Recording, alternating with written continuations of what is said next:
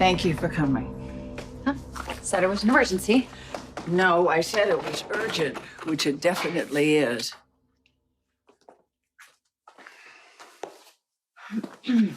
Brook Lynn? Dad? Well, that's not the most effusive greeting, but we got to start somewhere. Start what? Getting by this ridiculous impasse. So, kids, it's makeup time. When did you start playing peacemaker? Well, since I got fired from the hospital and discovered I have a lot of time on my hands. Maybe there's a clinic you can volunteer at or something?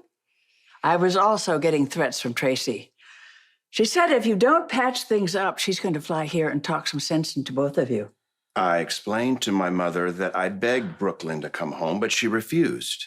He's the one who threw me out the house in the first place, and it's not even his house. Oh, valid point. Thank you. Okay. I admit that I overreacted. But the family had just lost control of ELQ to Valentine Cassadine, thanks in part to Brook Lynn selling her stock to him. Enough about ELQ. It's just a company, Ned. You can't hug it, you can't love it, you can't kiss it goodnight, and it certainly isn't more important than your daughter. I never said it was. But that's how you act. Like I committed the ultimate betrayal. I didn't know that Link was a front for Valentine when I signed over my shares, and by the time I figured it out... But you should have warned me. You didn't. Why? There were two reasons why I kept quiet. The first was that Valentine offered to jumpstart my music career. What the hell does Valentine Cassadine know about the music industry? Ned, be quiet. You'll get your turn. Go on. Valentine offered me a gig as the voice of deception. We were gonna do cross-promotion on social media. All I had to do was not warn anyone that Valentine owned my shares. Mm-hmm. Giving him the necessary time to acquire the other shares in order to gain the majority. You said there were two reasons.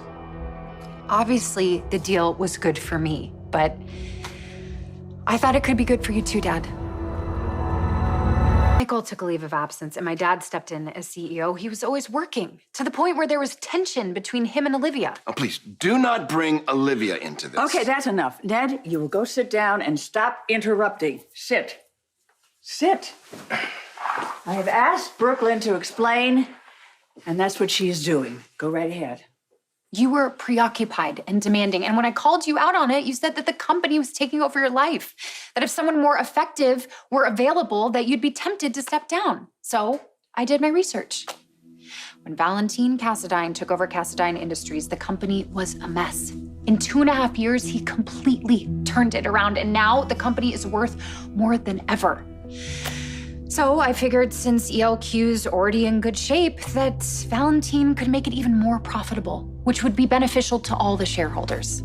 So that's why I took the deal. I may have been naive, but I'm not a traitor.